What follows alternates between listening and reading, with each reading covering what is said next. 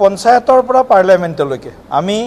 অসমৰ প্ৰতিটো নিৰ্বাচনত একেলগে আমি অসম গণ পৰিষদ দলৰ লগত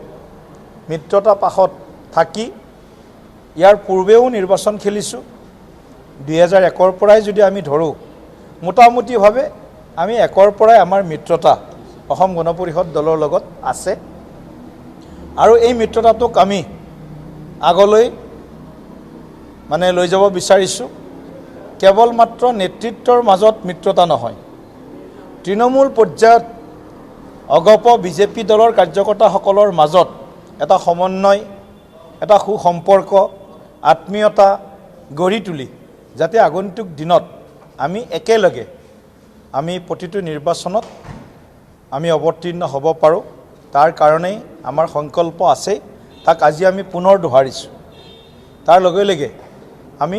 সমাগত পঞ্চায়ত নিৰ্বাচনটোক লৈ বিশেষভাৱে আজিৰ বৈঠকত আমি আলোচনা কৰিছোঁ আৰু এই বৈঠকত দুয়োটা দলৰ নেতৃবৰ্গ এটা সিদ্ধান্তত উপনীত হৈছে মাননীয় মুখ্যমন্ত্ৰী ডাঙৰীয়াৰ যি আহ্বান আছিল তেখেতৰ যি মাৰ্গদৰ্শন আছিল এই আহ্বান আৰু মাৰ্গদৰ্শনত দুয়োটা দলে আমি পঞ্চায়ত নিৰ্বাচনটো এইবাৰ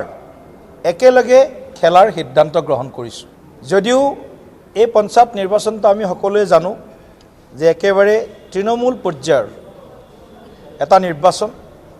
আৰু এইবাৰ জিপি মেম্বাৰ যিহেতু ৰাজনৈতিক দলৰ কোনো প্ৰতীকত নহয়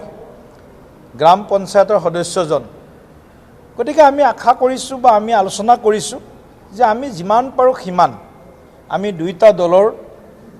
জিলা পৰ্যায়ৰ নেতৃবৰ্গ আমাৰ বিধায়কসকল সাংসদসকল আমাৰ নেতৃত্ব আলোচনা কৰিব যাতে আমি খুব কোনো ধৰণৰ কতো গ্যাপ নথকাকৈ আমি যাতে জিপি মেম্বাৰসকলক বিশেষভাৱে আমি নিৰ্বাচিত কৰিব পাৰোঁ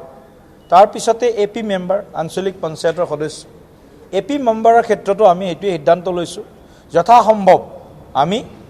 আমাৰ দুয়োটা দলৰ নেতৃবৰ্গে আলোচনা কৰি এপি মেম্বাৰতো আমি দুয়োটা দলে একেলগে খেলিম আৰু জিলা পৰিষদৰ মেম্বাৰ জিলা পৰিষদৰ সদস্য তাতো আমি একে পৰম্পৰাৰে একেলগে আমি নিৰ্বাচনত অৱতীৰ্ণ হ'ম এই ক্ষেত্ৰত মাননীয় সভাপতি অতুল বৰা ডাঙৰীয়াই যিটো বক্তব্য ৰাখিছে সেই একেখিনি বক্তব্যকে আকৌ এবাৰ মই দোহাৰিছোঁ যে আমি লোকসভা সমষ্টি অনুসৰি আমি একোজনকৈ অগপ দলৰ পৰা একোজনকৈ ভাৰতীয় জনতা পাৰ্টিৰ পৰা জ্যেষ্ঠ নেতৃত্বক আমি দায়িত্ব অৰ্পণ কৰিম ক'ৰবাত হয়তো দুজনো থাকিব প্ৰয়োজন সাপেক্ষে আৰু তেওঁলোকে গৈ জিলা বা ব্লক মণ্ডল আৰু বিধায়ক বা অন্য যিসকল আমাৰ নিৰ্বাচনৰ সন্মুখৰ পৰা নেতৃত্ব দিয়া আমাৰ কাৰ্যকৰ্তা আছে তেওঁলোকৰ লগতো আলোচনা কৰিব যাতে ক'তো খেলিমেলি নোহোৱাকৈ ইমান ডাঙৰ নিৰ্বাচন দুই এটা সৰু সুৰা খেলিমেলি থাকিবও পাৰি কেতিয়াবা থাকিব পাৰে পাৰে গতিকে সেইটো যিমান পাৰি সিমান কমাবৰ কাৰণে আমাৰ ফালৰ পৰা আমি চেষ্টা কৰিম আৰু অসমৰ ৰাইজক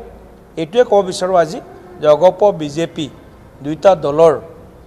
আমাৰ যি সমান লক্ষ্য সমান আকাংক্ষা এয়া পঞ্চায়ত নিৰ্বাচনতো আমি এইবাৰ আগবঢ়াই লৈ যাবলৈ আমি চিন্তা কৰিছোঁ সিদ্ধান্ত গ্ৰহণ কৰিছোঁ